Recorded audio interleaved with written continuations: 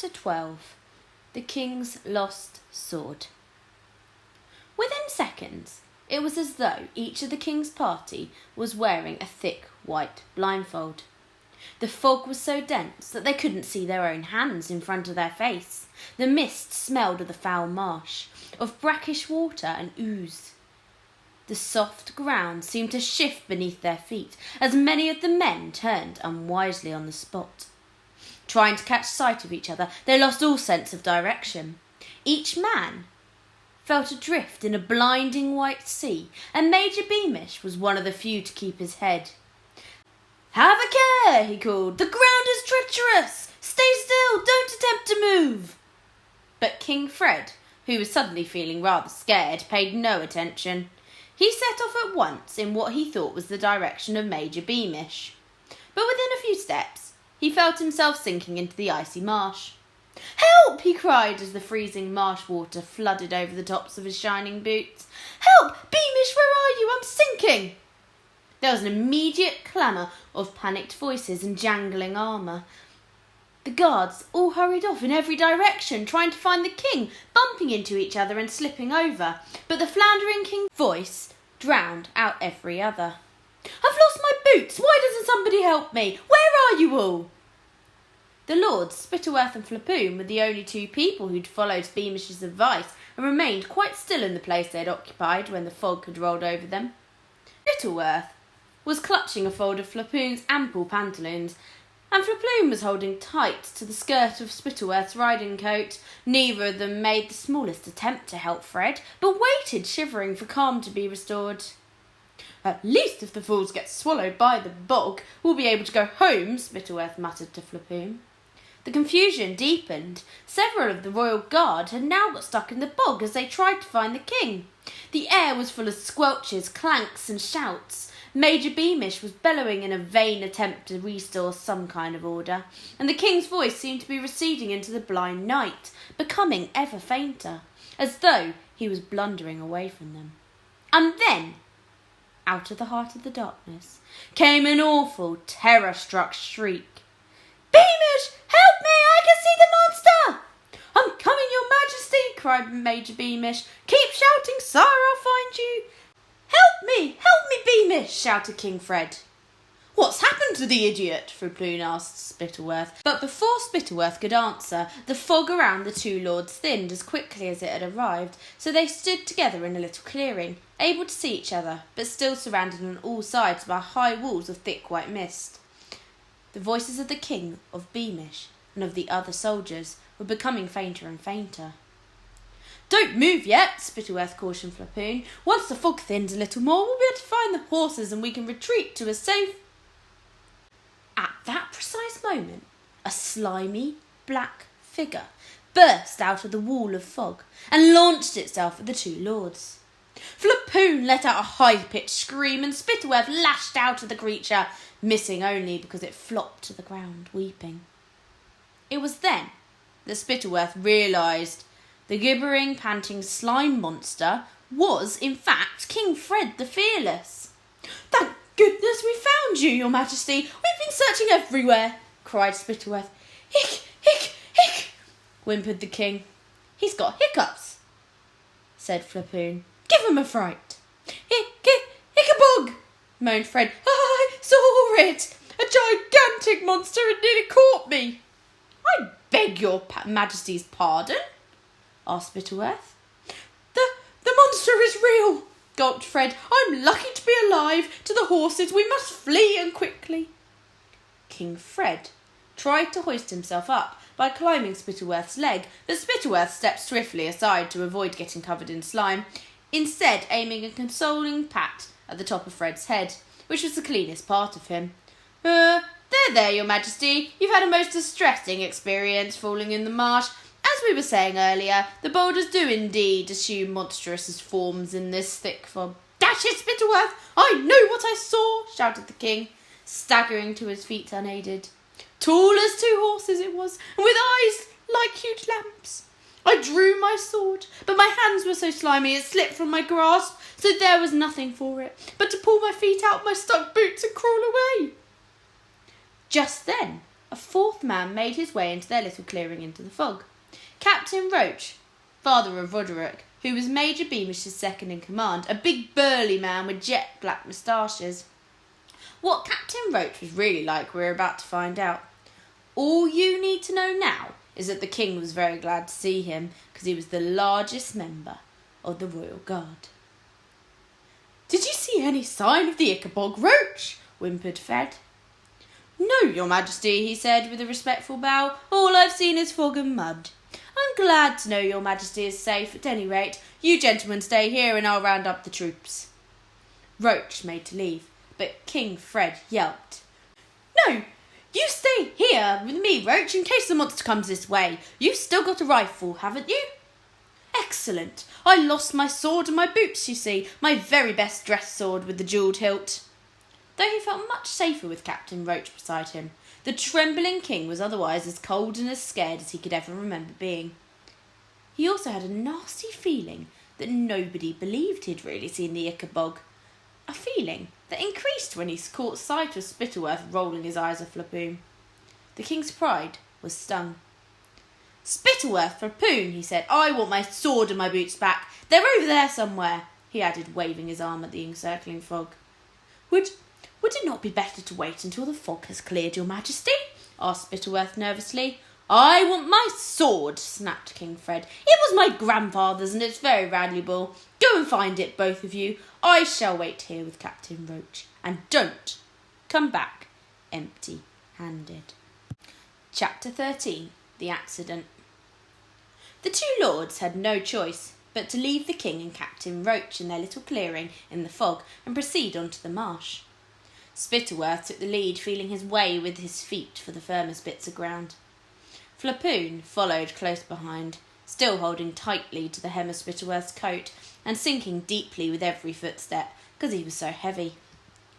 The fog was clammy on their skin and rendered them almost completely blind. In spite of Spittleworth's best effort, the two lords' boots were soon full to the brim with fetid water. "That blasted nincompoop," muttered Spittleworth as they scorched along. "That blithering buffoon! This is all his fault, the mouse-brained moron." "It'll serve him right if that sword's lost for good," said Flapoon, now nearly waist-deep in marsh. "We'd better hope it isn't, or we'll be here all night," said Spittleworth. "Oh, curse this fog!" They struggled onwards. The mist would thin out for a few steps, then close again. Boulders loomed suddenly out of nowhere, just like snakes, though Spittleworth and Flapoon knew perfectly well that there was no such thing as an Ickabog. Their insides didn't seem quite so sure. "Let go of me," Spittleworth growled at Flapoon, whose constant tugging was making him think of monstrous claws or jaws fastened onto the back of his coat. Flapoon let go, but he too had been infected by a nonsensical fear, so he loosened his blunderbuss from its holster and held it ready. "What's that?" he whispered to Spittleworth as an odd noise reached them out of the darkness ahead. Both lords froze, the better to listen. A low growling and scrabbling was coming out of the fog. It conjured an awful vision in both men's minds of a monster feasting on the body of one of the royal guards. "Who's there?" Spittleworth called in a high-pitched voice. Somewhere in the distance, Major Beamish shouted back, "Is that you, Lord Spittleworth?" "Yes," shouted Spittleworth. "We can hear something strange, Beamish. Can you?" It seemed to the two lords that the odd growling and scrabbling grew louder, and then the fog shifted. A monstrous black silhouette with gleaming white eyes was revealed right in front of them, and it emitted a long yowl. With a deafening crashing boom that seemed to shake the marsh, Flapoon let off his blunderbuss. The startled cries of their fellow men echoed across the hidden landscape, and then, as though Flapoon's shot had frightened it, the fog parted like curtains before the two lords, giving them a clear view of what lay ahead. The moon slid out from behind a cloud. At that moment they saw a vast granite boulder with a mass of thorny branches at its base. Tangled up in those brambles was a terrified skinny dog, whimpering and scrabbling to free itself, its eyes flashing in the reflected moonlight. A little beyond the giant boulder, face down in the bog, lay Major Beamish. "What's going on?" shouted several voices out the fog. "Who fired?" Neither Spittleworth nor Flapoon answered. Spittleworth waded as quickly as he could towards Major Beamish. A swift examination was enough. The Major was stone dead, shot through the heart by Flapoon in the dark. My God, what shall we do?" bleated Flapoon, arriving at Spittleworth's side. "Quiet," whispered Spittleworth. He was thinking harder and faster than in the whole of his crafty, conniving life. His eyes moved slowly from Flapoon and the gun, to the shepherd's trapped dog, to the king's boots and jewelled sword, which he now noticed, half buried in the bog just a few feet away from the giant boulder. Spittleworth waded through the marsh to pick up the king's sword and used it to slash apart the brambles, imprisoning the dog. Then, giving the Boar animal a hearty kick, he sent it yelping away into the fog. "Listen carefully," murmured Spittleworth, returning to Flapoon, but before he could explain his plan, another large figure emerged from the fog. Captain Roach. "The king sent me," panted the captain. He's terrified. What happened?" Then Roach saw Major Beamish lying dead on the ground. Spittleworth realised immediately that Roach must be let in on the plan, and that in fact he'd be very useful. "Say nothing, Roach," said Spittleworth, "while I tell you what has happened. The Ickabog has killed our brave Major Beamish. In view of this tragic death, we shall need a new major, and of course that will be you, Roach, for you're second in command. I shall recommend a large pay rise for you, because you were so valiant. Listen closely. Roach, so very valiant in chasing after the dreadful Ickabog as it ran away into the fog. You see, the Ickabog was devouring the poor Major's body when Lord Flapoon and I came upon it. Frightened by Lord Flapoon's blunderbuss, which he sensibly discharged into the air, the monster dropped Beamish's body and fled. You bravely gave chase, trying to recover the king's sword, which was half buried in the monster's thick hide. But you weren't able to recover it. Roach, so sad for the poor king. I believe the priceless sword was his grandfather's, but I suppose it's now lost forever in the Ickabog's lair."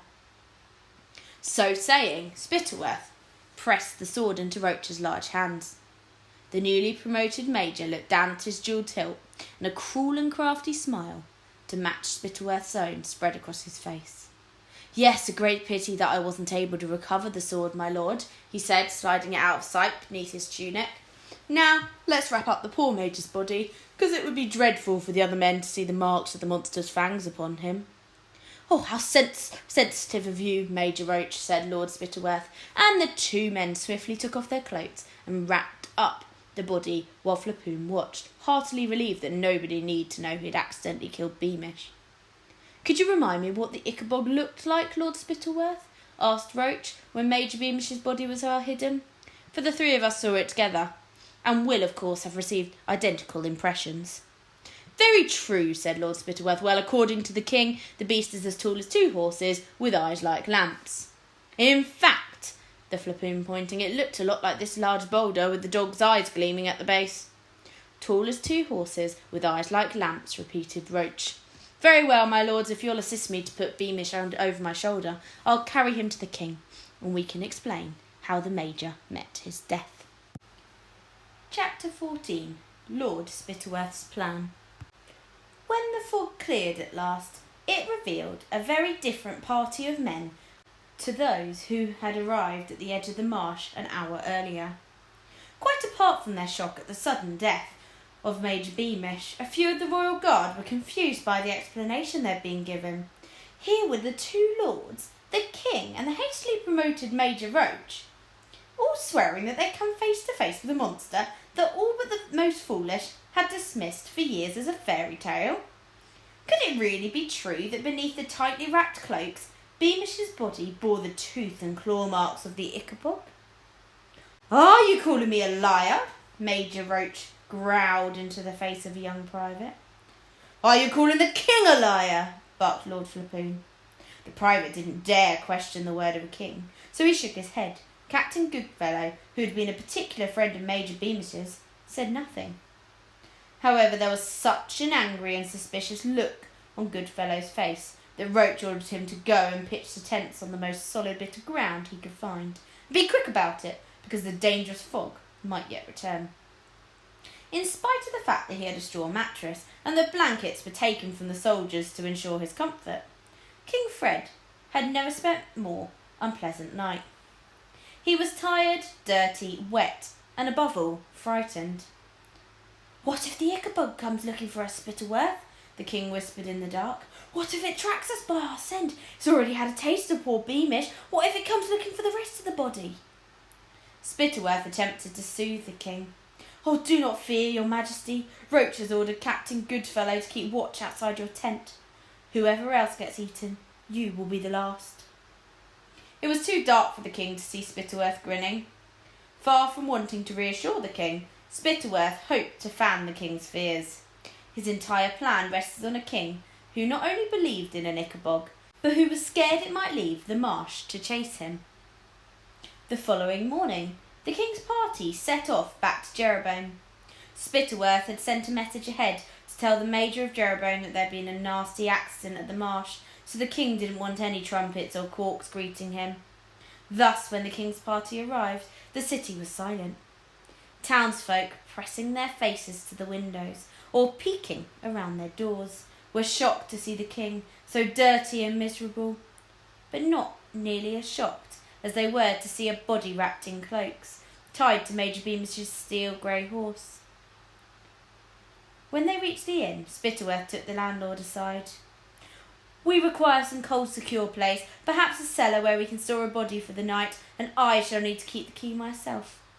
"What happened, my lord?" asked the innkeeper, as Roach carried Beamish down the stone steps into the cellar. "I shall tell you the truth, my good man, seeing as you have looked after us so well, but it must not go any further," said Spittleworth in a low, serious voice. "The Ickabog is real, and has savagely killed one of our men. You understand, I'm sure, why this must not be widely broadcast. There would be instant panic. The king is returning with all speed to the palace, where he and his advisers, myself of course included, will begin work at once on a set of measures to secure our country's safety." "The Ickabog? Real?" said the landlord in astonishment and fear. "Real and vengeful and vicious," said Spittleworth. "But as I say, this must go no further. Widespread alarm will benefit nobody." In fact, widespread alarm was precisely what Spittleworth wanted, because it was essential for the next phase of the plan. Just as he had expected, the landlord waited only until his guests had gone to bed, then rushed to tell his wife, who ran to tell the neighbours, and by the time the king's party set off for Kurtzburg the following morning, they left behind them a city where panic was fermenting as busily as the wine. Spittleworth sent a message ahead to Kurtzburg, warning the cheese-making city not to make a fuss of the king either, so it too was dark and silent when the royal party entered its streets. The faces at the windows were already scared. So it happened that a merchant from Jeroboam, with an especially fast horse, had carried the rumour about the Ickabog to Kurtzburg an hour previously. Once again Spittleworth requested the use of a cellar for Major Beamish's body, and once again confided to the landlord that the Ickabog had killed one of the king's men. Having seen Beamish's body safely locked up, Spittleworth went upstairs to bed. He was just rubbing ointment into the blisters on his bottom when he received an urgent summons to go and see the king.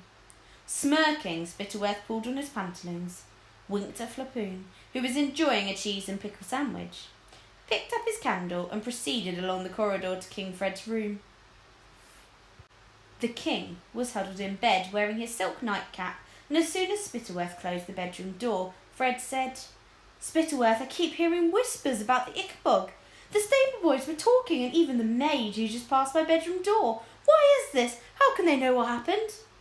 "Alas, your majesty," sighed Spittleworth, "I had hoped to conceal the truth from you until we were safely back at the palace. But I should have known that your majesty is too shrewd to be fooled. Since we left the marsh, sire, the Ickabog has, as your majesty feared, become much more aggressive." "Oh no," whimpered the king. "I'm afraid so, sire, but after all, attacking it was bound to make it more dangerous." "But who attacked it?" said Fred. "Why, you did, your Majesty," said Spittleworth. "Roach tells me your sword was embedded in the monster's neck when it ran. I'm sorry, your Majesty, did you speak?" The king had in fact let out a sort of hum, but after a second or two he shook his head. He'd considered correcting Spittleworth. He was sure he'd told this story differently, but his horrible experience in the fog sounded much better the way that Spittleworth told it now. They had stood his ground and fought the Ickabog, rather than simply dropping his sword and running away. "But this is awful, Spittleworth," whispered the king. "What will become of us all if the monster has become more ferocious?" "Never fear, your Majesty," said Spittleworth, approaching the king's bed, the candlelight illuminating his long nose and his cruel smile from below. "I intend to make it my life's work to protect you and the kingdom from the Ickabog." "Thank you, Spittleworth. You are a true friend," said the king, deeply moved, and he fumbled to extract a hand from the elder down and clasped that of the cunning lord. Chapter 15. The King Returns. By the time the king set out for Shoeville the following morning, rumours that the Ickabog had killed a man had not only travelled over the bridge into Baronstown, they'd even trickled down to the capital, courtesy of a cluster of cheesemongers who'd set out before dawn. However, Shoeville was not only the furthest away from the northern marsh, it also held itself to be far better informed and educated than the other cornucopian towns. So when the wave of panic reached the capital, it met an upswell of disbelief. The city's taverns and markets rang with excited arguments. Sceptics laughed at the preposterous idea that the Ickabog existing, while others said that people who had never been to the marshlands ought not to pretend to be experts. The Ickabog rumours had gained a lot of colour as they travelled south. Some people said that the Ickabog had killed 3 men, others that it had merely torn off somebody's nose. In the city within the city, however, discussion was seasoned with a little pinch of anxiety. The wives, children and friends of the royal guard were worried about the soldiers, but they reassured each other that if any of the men had been killed, their families would have been informed by messenger. This was the comfort that Mrs. Beamish gave Burt when he came looking for her in the palace kitchens, having been scared by the rumours circulating among the school children. "The king would have told us if anything had happened to Daddy," she told Burt. "Here now, I've got you a little treat." Mrs. Beamish had prepared hopes of heaven for the king's return, and she now gave one that wasn't quite symmetrical to Burt. He gasped, because he only ever had hopes of heaven on his birthday, and bit into the little cake. At once his eyes filled with happy tears as paradise wafted up through the roof of his mouth and melted all his cares away. He thought excitedly of his father coming home in his smart uniform, and how he, Burt, would be centre of attention at school tomorrow because he'd know exactly what had happened to the king's men in the faraway marshlands. Dusk was settling over Shoeville when at last the king's party rode into view. This time, Spittleworth hadn't sent a messenger to tell people to stay inside. He wanted the king to feel the full force of Shoeville's panic and fear when they saw His Majesty returning to his palace with the body of one of the royal guard. The people of Shoeville saw the drawn, miserable faces of the returning men and watched in silence as the party approached. Then they spotted the wrapped-up body slung over the steel-grey horse, and gasps spread through the crowd like flames. Up through the narrow cobbled streets of Shoeville, the king's party moved, and the men removed their hats and women's curtsied, and they hardly knew whether they were paying their respects to the king or the dead man. Daisy Dovetail was one of the first to realise who was missing. Peering beneath the legs of the grown-ups, she recognised Major Beamish's horse. Instantly forgetting that she and Burt hadn't talked to each other since their fight of the previous week, Daisy pulled free of her father's hand and began to run, forcing her way through the crowds, her brown pigtails flying. She had to reach Burt before he saw the body on the horse. She had to warn him. But the people were so tightly packed that fast as Daisy moved, she couldn't keep up the pace with the horses. Burt and Mrs. Beamish, who was standing outside their cottage in the shadow of the palace walls, knew there was something wrong because of the crowd's gasps. Although Mrs. Beamish felt somewhat anxious, she was sure that she was about to see her handsome husband because the king would have sent word if he had been hurt. So when the procession rounded the corner, Mrs. Beamish's eyes slid from face to face, expecting to see the Major's.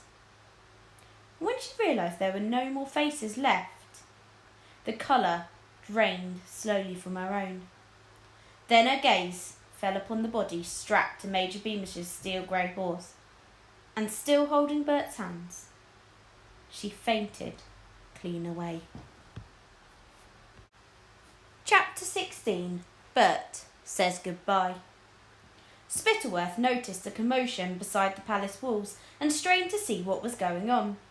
When he spotted the woman on the ground and heard the cries of shock and pity, he suddenly realised that he had left a loose end that might yet trip him up. The widow!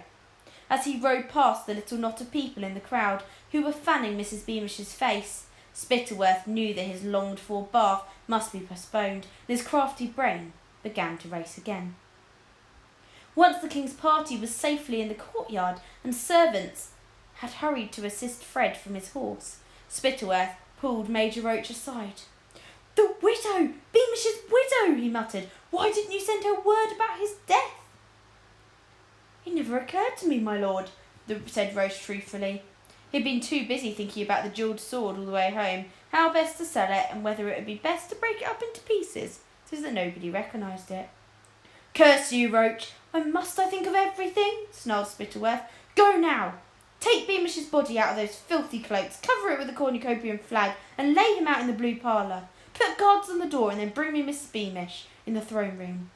Also, give the order that these soldiers must not go home or talk to their families until I've spoken to them. It's essential that we all tell the same story. Now, hurry, fool, hurry! Beamish's widow could ruin everything." Spittleworth pushed his way past soldiers and stable boys to where Flipoon was being lifted off the horse. "Keep the king away from the throne room and the blue parlour," Spittleworth whispered in Flipoon's ear. "Encourage him to go to bed." Flipoon nodded, and Spittleworth hurried away through the dimly lit palace corridors, casting off his dusty riding coat as he went, and bellowing at the servants to fetch him fresh clothes. Once in the deserted throne room, Spittleworth pulled on his clean jacket and ordered a maid to light a single lamp and bring him a glass of wine. And then he waited. At last there came a knock on the door. "Enter!" shouted Spittleworth, and in came Major Roach, accompanied by a white-faced Mrs. Beamish and a young Burt. "My dear Beamish, my very, very dear Mrs. Beamish," said Spittleworth, striding towards her and clasping her free hands. "The king has asked me to tell you how deeply sorry he is. I add my own condolences. What a tragedy! What an awful tragedy!" "Why did nobody send word?" sobbed Mrs. Beamish. "Why did we have to find out seeing his poor body?" She swayed a little, and Roach hurried to fetch a small golden chair. The maid, who was called Hetty, arrived with wine for Spittleworth, and while she was pouring it, Spittleworth said, "Dear lady, we did, in fact, send word. We sent a messenger, didn't we, Roach?" "That's right," said Roach. "We sent a young lad called—" But here Roach got stuck. He was a man of very little imagination. "Nobby," said Spittleworth, saying the first name that came into his head. "Little Nobby." "Buttons," he added, because the flickering lamplight had just illuminated one of Roach's gold buttons. "Yes, little Nobby Buttons," volunteered, and off he galloped. "What could have become of him, Roach?" said Spittleworth. "We must send out a search party at once to see whether any trace of him can be found." "At once, my lord," said Roach, bowing deeply, and he left. How did my husband die?" whispered Mrs. Beamish. "Well, madam," said Spittleworth, speaking carefully, for he knew the story he told now would become the official version, and that he'd have to stick for it forever. As you may have heard, we journeyed to the marshlands because we had received word that the Ickabog had carried off a dog. Shortly after our arrival, I regret to say that our entire party was attacked by a monster. It lunged for the king first, but he fought it off most bravely, sinking his sword into the monster's neck. To the tough-skinned Ickabog, however, 'twas but a wasp's sting. Enraged, it sought further victims, and though Major Beamish put up a most heroic struggle, I regret to say that he laid down his life for the king." Then Lord Flapoon had the excellent notion of firing his blunderbuss, which scared the Ickabog away. We brought poor Beamish out of the marsh, asked for a volunteer to take news of death to his family. Dear little Nobby Buttons said he'd do it, and he leapt onto his horse until we reached Shoeville. I never doubted that he had arrived, giving you warning of this dreadful tragedy." Can I see my husband?" wept Mrs. Beamish. Of course, said Spittleworth. "He's in the blue parlour."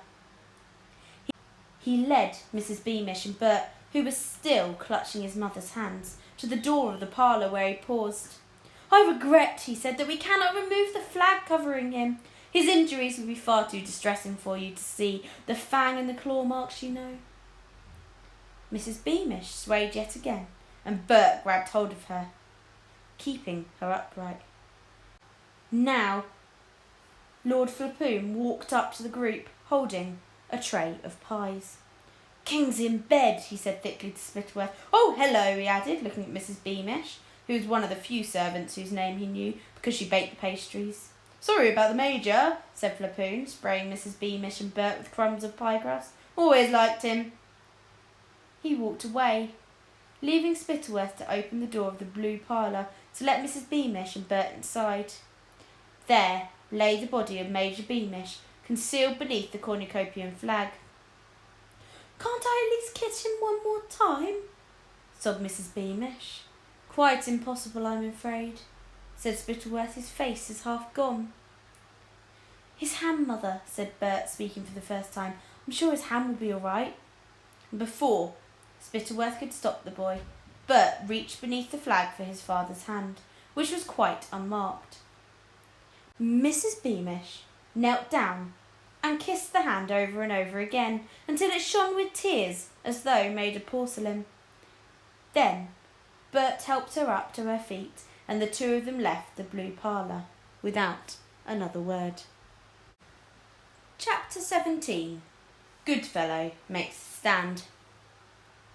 Having watched the Beamishes out of sight, Spittleworth hurried off to the guard's room, where he found Roach keeping watch over the rest of the royal guard. The walls of the room were hung with swords and a portrait of King Fred, whose eyes seemed to watch everything that was happening. "They're growing restless, my lord," muttered Roach. "They want to go home to their families and get to bed." "And so they shall, once we've had a little chat," said Spittleworth, moving to face the weary and travel-stained soldiers. "Has anyone got any questions about what happened back in the marshlands?" he asked the men. The soldiers looked at each other. Some of them stole furtive glances at Roach, who'd retreated against the wall and was polishing a rifle. Then Captain Goodfellow raised his hand, along with two other soldiers. "Why was Beamish's body wrapped up before any of us could look at it?" asked Captain Goodfellow. "Well, I want to know where that bullet went that we heard being fired," said the second soldier. "How come only 4 people saw this monster if it's so huge?" asked the third, to general nods and muttered agreement. "All excellent questions," replied Spittleworth smoothly. "Oh, let me explain." And he repeated the story of the attack that he had told Mrs. Beamish. The soldiers who'd asked questions remained unsatisfied. "I still reckon it's funny that a huge monster was out there and none of us saw it," said the third. "If Beamish was half-eaten, why wasn't there more blood?" asked the second. "And who in the name of all that's holy," said Captain Goodfellow, "is Nobby Buttons?" "How do you know about Nobby Buttons?" blurted Spittleworth without thinking. "On my way here from the stables, I bumped into one of the maids, Hetty," said Goodfellow. "She served your wine, my lord. According to her, you've just been telling Beamish's poor wife about a member of the Royal Guard called Nobby Buttons. According to you, Nobby Buttons was sent with a message to Beamish's wife, telling her he'd been killed. But I don't remember a Nobby Buttons. I've never met anyone called Nobby Buttons. So I ask you, my lord, how can that be? How can a man ride with us, and camp with us, and take orders from your lordship right in front of us, without any of us ever clapping eyes on him?" Spittleworth's first thought that he'd have to do something about that eavesdropping maid. Luckily, Goodfellow had given her name. Then he said in a dangerous voice, "What gives you the right to speak for everybody, Captain Goodfellow? Perhaps some of these men have better memories than you do. Perhaps they remember poor Nobby Buttons clearly. Dear little Nobby, in whose memory the king will add a fat bag of gold to everybody's pay this week. Proud, brave Nobby, whose sacrifice, for I fear the monster has eaten him as well as Beamish, will mean a pay rise for all his comrades in arms. Noble Nobby Buttons, whose closest friends are surely marked for speedy promotion."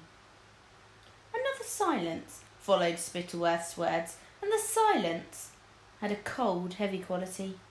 Now the whole royal guard understood the choice facing them. They weighed in their minds the huge influence Spittleworth was known to have over the king, and the fact that Major Roach was now caressing the barrel of his rifle in a menacing manner, and they remembered the sudden death of their former leader, Major Beamish. They also considered the promise of more gold and speedy promotion if they agreed to believe the Ickabog and, in private, Nobby Buttons. Goodfellow stood up so suddenly that his chair clattered to the floor. "There never was a Nobby Buttons, and I'm damned if there's an Ickabog, and I won't be party to a lie." The other two men who'd asked questions stood up as well, but the rest of the royal guard remained seated, silent and watchful. "Very well," said Spittleworth. "You three are under arrest for the filthy crime of treason, and I'm sure your comrades remember. You ran away when the Ickabog appeared. You forgot your duty to protect the king and thought only of saving your own cowardly hides.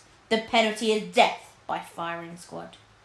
He chose 8 soldiers to take the 3 men away, and even though the 3 honest soldiers struggled very hard, they were outnumbered and overwhelmed, and in no time at all they had been dragged out of the guard's room.